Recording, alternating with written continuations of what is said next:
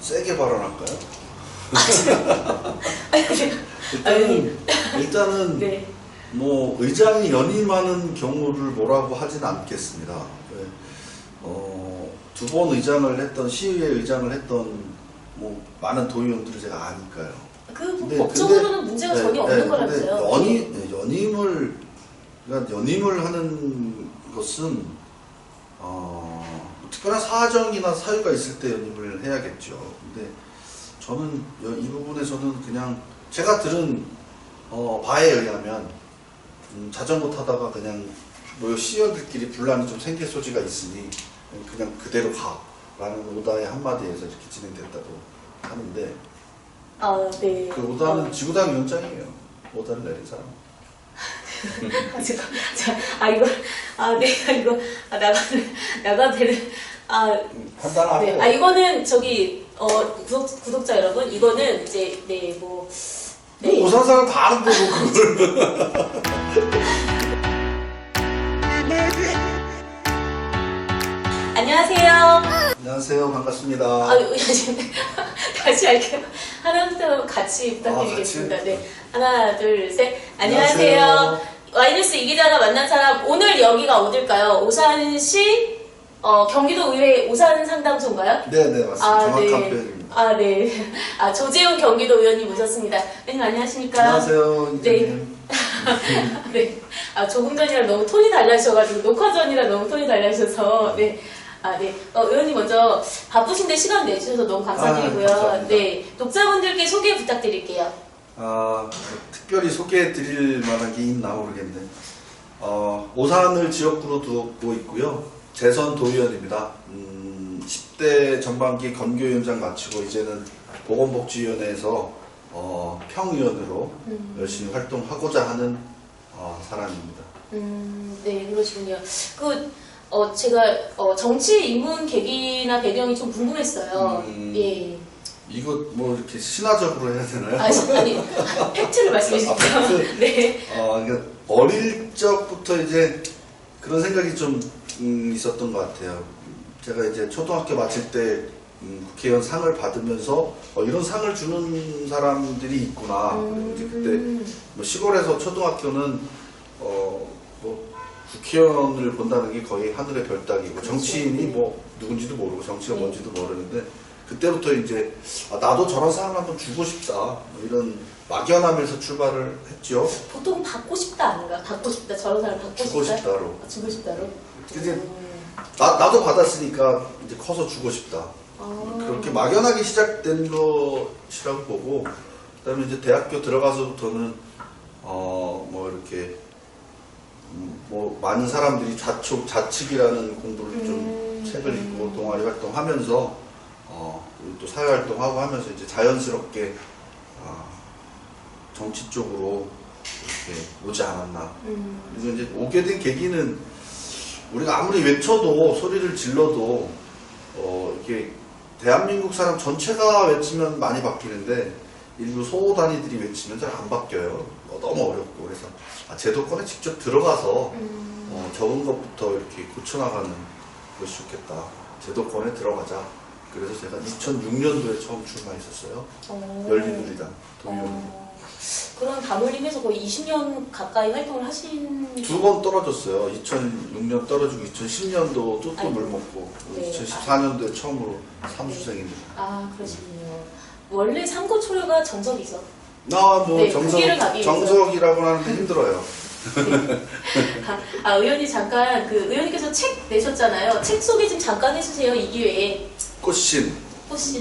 사실은 그 책을 그러니까 제 인생의 버킷리스트 중에 하나 있는 것이죠. 책은 한 권 쓰고 가야 되지 않을까. 그러던 차에 이제 정치적인 어떤 여정 속에서 담아낸 거죠. 그래서 사실은 그 책을 쓸 때는 2020년 4월 총선에 출마를 목표로 쓴 건데 그 출마는 좌절됐지만 그래도 책은 잘 나왔어요. 그래서 글자도 잘 깨끗하게 나오고 꽃신이라는 책인데 꽃신이요? 네. 소설인가요? 중편 소설입니다. 그 의원님께서 직접? 네, 제가 한 글자 한 글자 이렇게 도서관에서 네, 오산 세교 도서관에서. 아, 세교 도서관에서. 아, 그 집필 기간이 그럼 얼마나 되신 거예요? 구상 기간까지 다 따지다면은 한 2년은 될 거고요. 아. 직접 펜을 들고 펜을 놓을 때까지는 한 15일 정도. 페이지가 얼마나? 170페이지 정도. 를 15일 만에 쓰셨다고요? 네, 썼어요. 구상이나 아웃라인은 이렇게 다 잡아놓은 상태니까. 간단한 그런 어떤 줄거리? 약간 이렇게 스포는 아니고 이제 조금만 이제 어떤 내용인지만. 꽃신이 뭐 이렇게 늘 뭔가에 대한 그 기대, 뭐 바램 뭐 이런 것들을 의미하잖아요. 일제시대 때 태어난 아주 어린 소녀가 일제시대 때 이렇게 시골에서 자라면서 군대 그 일제 그 징집을 당하는 그 오라버니를 대신해서 조언을 해서 아주 뭐 13살에 시집을 가야만 하는 그런 상황. 거기에서 벌어졌던 그 당시 시골 사회의 힘든 상황들. 서정적인 시골 소설이라고 보면 돼요. 근데 거기에 담긴 맥은 일제시대 때 대한민국에서 살아내야 했던 여성들의 아주 애환, 그 어려움을 당연한 듯이 받아들이면서 대물림 되어 왔던 어찌 보면 약간 페미니즘적인 성향의 소설이기도 합니다. 오, 되게 흥미로운 그런 내용인데요. 한번 읽어보시면 좋을 것 같은데 어디서 구매를 좀 할 수 있을까요? 그거 그렇게 출판사로 하진 않았어요. 아, 그냥 제가 처음 하는 거라 몰라서 네. 제가 오늘 저 강 실장이 선물로 한 권 드릴 겁니다. 여기 아. 몇 권 있어요. 네. 아이고, 네, 알겠습니다. 네. 일단 이제 두 번째 질문으로 넘어가겠습니다. 의원님께서 전 오산 환경운동연합 운영위원님이셨는데. 네, 오래 했어요. 아, 네. 얼마나? 한 10몇 년 했죠. 아, 그리고 강산이 한번 바쁠 만큼. 그래서 오산 환경 수준 어느 정도로 보시는지, 또 오산의 젖줄이라고 하잖아요. 그 뭐 수달이 나왔다고 하고, 오산천 관련 활성화 견해 어떠신지 궁금합니다. 아, 이게 오산의 전반적인 그 환경은 나쁘진 않아요. 이렇게 뭐 대기 환경도 그렇고 뭐 교통 환경 뭐 이런 거 다 나쁘진 않은데 오산이 좀 좁고 밀집돼 있다 보니까 네. 그리고 또 가운데 오산천이 통과를 하는데 젖줄까지는 아니어도 오산천에서 굉장히 중요한 역할을 하죠. 정서적으로 오산천이 저는 이제 오산에서 어릴 때부터 자라서 오산천이 어떻게 변모했는지를 저는 이제 제 눈속과 머릿속에 다 갖고 있잖아요. 오산천은 참 뭐라고 할까 산업화와 맞물려서 이렇게 파였다 뒤집어졌다 엎어졌다를 다 시대와 같이 살아온 천이라고 보면 돼요. 뭐 그냥 절벽처럼 뭐 주변을 주차장으로 콘크리트 옹벽 쳐갖고 했던 적도 있었고 그것을 또 다 덜어내고 자연 생태 환경천으로 만드냐고 뭐 국가와 도와 오산시가 2천억 이상 들었을 거예요. 오산천 지금처럼 되는데. 네. 아, 그렇습니다. 예전에 뭐 서구 유럽이나 지구 전체적으로 개발 붐이 있을 때는 환경을 소홀히 하잖아요. 네. 그걸 지금 다시 되돌리는데 그보다 엄청난 돈들을 들이고 있거든요. 그런 케이스죠. 근데 지금은 잘 관리가 잘 돼서 자연 생태하천으로 잘 가고는 있으나 일단은 저게 이제 수원이 크지도 않고 그리고 동탄 1신도시, 2신도시라는 도시가 있고 그 외에 기흥저수지가 오염이 됐고 해서 사실은 저기는 수량이 절대적 부족하고 그리고 수량.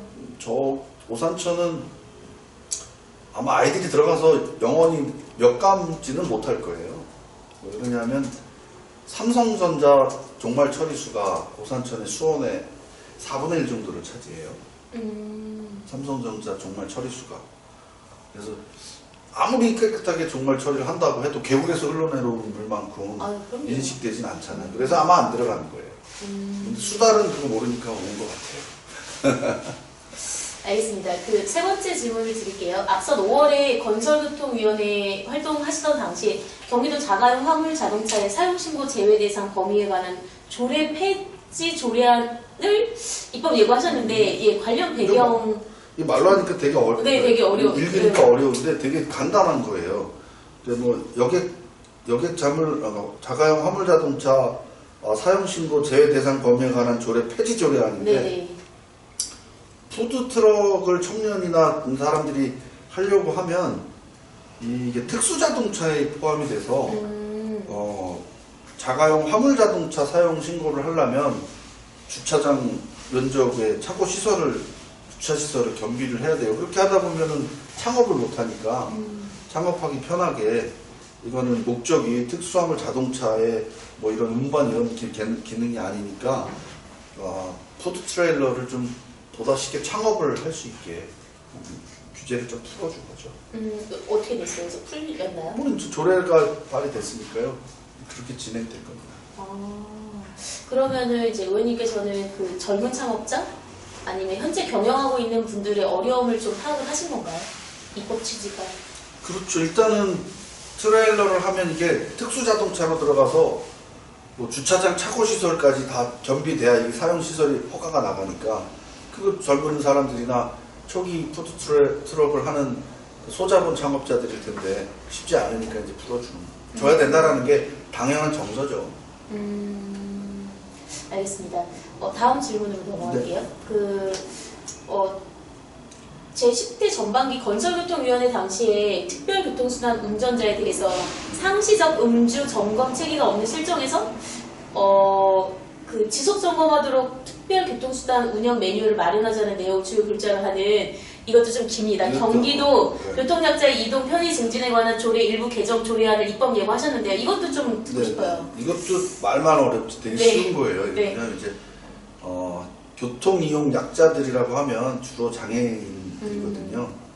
장애인들의 이동권을 보장하자고 하는 법 개정에 따라서 이제 대부분 모든 시군에 교통 이용 약자들을 위한 특별 교통 수단이 있어요. 그건 이제 각 시군에서 운영을 하는데 여기는 이제 운전하시는 분들을 채용해서 하다 보니까는 이분들의 관리가 음주 뭐 이런 관리나 이런 감독들이 조금 느슨했었던 거죠. 그래서 그런 사고가 하나 있었고 그것을 계기로 해서 이 교통이용 약자, 그러니까 관리의 사각지대처럼 있는 것 같은 많지는 않아요. 각 시군에 뭐 몇십 대 정도밖에 없으니까 뭐 오산도 한 12대 정도 있는 것 같고 이분들 음주운전 하지 말라라는 강력한 메시지라고 보시면 됩니다. 알겠습니다. 난폭 운전도 하지 말고 그런. 그쵸, 위험하죠. 네. 의원님께서 그 2016년에 화성 오산 교육지원청 분리를 주창하신 걸로 전해지는데요. 네. 맞나요? 네, 제가 강력하게 공청회도 하고 막 토론회도 하고 교육감부터 부교육감 뭐 기조실장 다 이렇게 1대1 미팅도 하고. 근데 아직 안 됐죠. 분리 안 된 것 같죠. 모든 기관에서 동의를 다 했어요. 왜냐하면 제가 이제 명분을 그렇게 얘기를 했거든요. 오산은 소도시고 집적돼 있다. 화성은 도농복합이고 넓고 도시는 병정과 동탄 일대만 도시고 나머지는 뭐 농업 형태가 크다. 그리고 너무 넓다. 여기를 똑같은 교육 시스템 하나로 하기는 너무 어렵다. 그리고 화성시가 동탄 1, 2 합쳐서 다 입주가 되면 100만, 90만, 7만 정도 되는 인구가 되거든요. 오산도 한 30만 된다고 보면 전국의 유일무이한 최대 교육지원청이 되는 거예요. 130만 가까이. 그래서 당연히 이제 나누는 거에 대부분 사람들은 동의를 했어요. 130만의 도농복합의 시가 다른 지원청은 이게 바람직하지 않다. 다 동의를 했는데 교육부에서 동의를 안 했어요. 그래서 교육부에서 허가를 안 해줘서 결국은 이제 쪽에 나눠지지는 않았으나 화성오산 교육지원청에서 직제를 2개로 나눠버렸죠. 오산교육지원센터, 그 다음에 화성센터 이렇게 없던 조직을, 그러니까 오산의 교육은 오산센터에서 주로 관장하고 화성은 이제 화성센터. 그러니까 지원청이 분리되는 걸 요구를 했는데 법적으로 한계가 있고 뭐 교육부에서 승인을 허가를 안 해주니 이제 차선책으로 교육 직제 어떤 행정 직제에 대한 분류만 오산센터, 화성센터로 분류를 해서 지금 그렇게 시행하고 있습니다. 그러면은 조그맣게 얻은 거죠. 그러면 언젠가는 그게 분류가 가능한 건가요? 아니면은 저는 분류가 돼야 된다고 보는데 이런 교육 지원청이 여러 개 있어요. 오산 화성은 워낙 커지는 동네고 뭐 다른 데는 그렇게 크지 않으니까 그래서 또 분리해 달라고 하는 요구들이 많으니까 이것들을 동물 터지듯이 다 못 해주니까 그냥 아예 차단한 거라고 판단이 됩니다. 그럼에도 불구하고 화성 오산이 합쳐서 한 130만이 거의 지금도 얼추 한 115만 될 겁니다. 네, 90만하고 여기 24만이니까. 오, 24만이 오산시가요? 네, 그러니까, 또 늘었어요? 그러니까 이제 나눠지는 게 나중에 교육부에서도 이제 뭐 당연하다고 해주겠죠. 알겠습니다. 그러면은 앞선 6일에 오산시의회가 제8대 전반기 장인수 의장님 후반기 연임을 공표하시고 또 자체적으로 이렇게 인터뷰 내용도 이렇게 배부를 하셨어요. 네. 관련해서 이제 오산에 좀 변화가 필요하지 않냐라는 목소리가 좀 있어요. 네, 의원님 견해는 어떠하신지 궁금합니다. 오산의 변화 많이 필요하죠. 아, 많이 필요해요. 아니에요. 네, 많이. 세게 발언할까요? 일단은 네. 뭐 의장이 연임하는 경우를 뭐라고 하진 않겠습니다. 네. 두 번 의장을 했던 시의회 의장을 했던 뭐 많은 도의원들을 제가 아니까요. 법적으로는 문제가 전혀 없는 거라면서요. 연임을 하는 것은 특별한 사정이나 사유가 있을 때 연임을 해야겠죠. 근데 저는 이 부분에서는 그냥 제가 들은 바에 의하면 자전거 타다가 그냥 뭐 시의원들끼리 분란이 좀 생길 소지가 있으니 그냥 그대로 가라는 오다의 한마디에서 이렇게 진행됐다고 하는데 네. 그 오다는 지구당 위원장이에요. 오다를 내린 사람. 내가 이거 나가도 되는 판단하고. 네. 이거는 구독자 여러분, 이거는 이제 오산 사람 다 아는데 뭐 그걸. 네, 알겠습니다. 네, 근데 이제 그 의장님이랑 부의장님이랑 동시에 두 분이 동시에 똑같이 가신 거죠? 전후반기 똑같이. 그렇게 오다를 네. 내렸답니다. 네.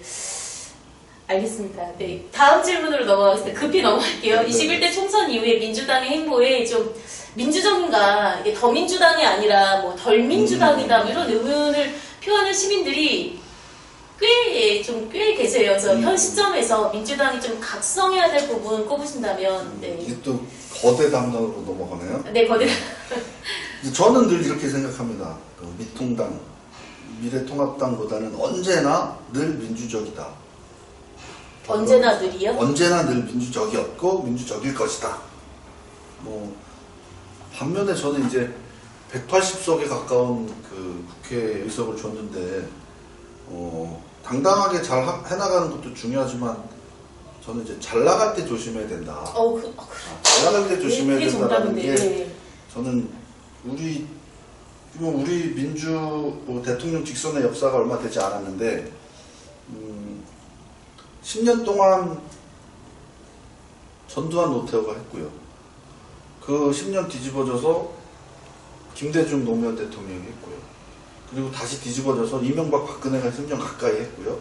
그리고 이제 문재인 어너더 원이 되겠죠. 그래서 저는 이제 10년 텀에 우리도 미국처럼 직선 대통령은 10년 텀에 뒤집어지는 반복이 있는 걸로 보여져요.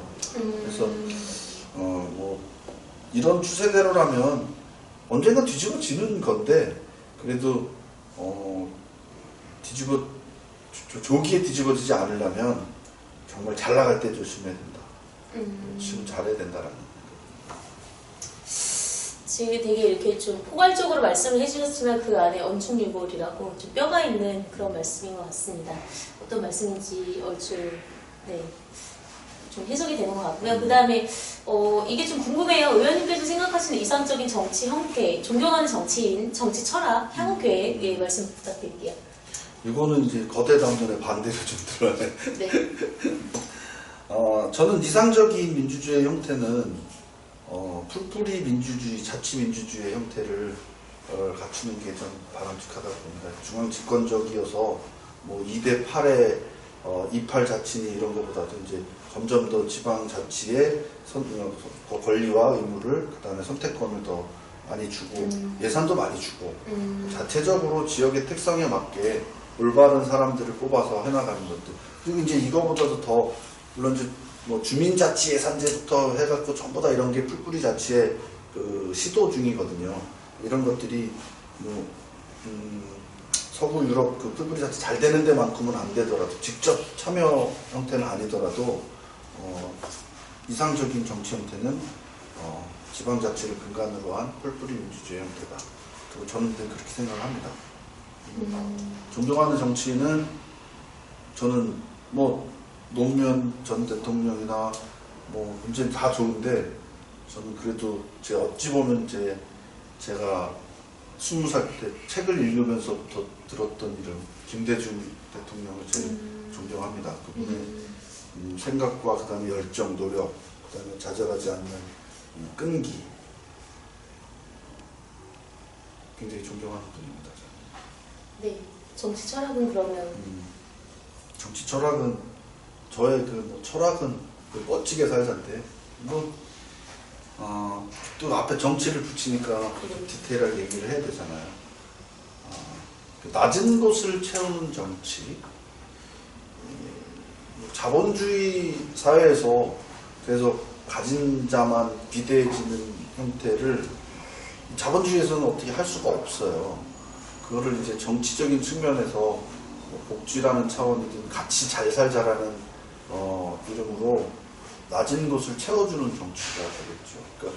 그러니까 더 이렇게 전문 용어로 하면 분배 문제들이 중요하다고 그랬죠. 그래서 저는 자본주의를 인정하지만 분배 문제만큼은 자본의 속성을 그대로 두어서는 안 된다. 낮은 곳을 채워줘야 이 하나의 사회가 가진 자와 덜 가진 자가 있을지라도 온전하게 행복하게 안정적으로 갈 수 있다. 저는 뺏어다 주자는 얘기는 아닙니다. 아주 정당한 분배 문제들을 이야기하는 거니까 저는 낮은 곳을 채우는 정치, 그것이 굉장히 중요하다 이렇게 생각합니다. 알겠습니다. 마지막으로 향후 계획 뭐 더 전하시고 싶으신 말씀 부탁드릴게요. 제가 이제 도의원을 7년째 하고 있는데요. 2번 떨어지고 2번째 했는데 도의원은 8년 정도 하면 이렇게 다 전부 파악이 되는 것 같아요. 3번을 하는 거는 저는 좀 제 개인적으로는 꺼려집니다. 그래서 다른 방향성을 잘 잡고 있습니다. 시민분들께서 원하신다면 삼선도 시민분들께서 원하신다면 삼선을 해야겠죠. 그런데 원하지 않는 사람들이 있을 것 같아서, 강력하게 원하지 않는 사람이 있을 것 같아서 조심스럽습니다. 하지만 낮은 곳을 채우는 정치를 실현하려면 한 단계 더 앞으로 나아가는 것도 바람직하지 않나 이렇게 생각합니다. 네, 알겠습니다. 지금까지 말씀이 제가 좀 짧게 말씀해달라고 사전에 부탁을 드렸어요. 그래서 조금 생략된 부분도 없지 않아 있는 것 같은데. 너무 길었나요? 아니요, 너무 좋았어요. 네, 그럼 이것으로 마무리하고 다음에 또 기회 되면 뵙도록 하겠습니다. 오늘 시간 내주셔서 감사드립니다. 감사합니다. 고맙습니다. 네.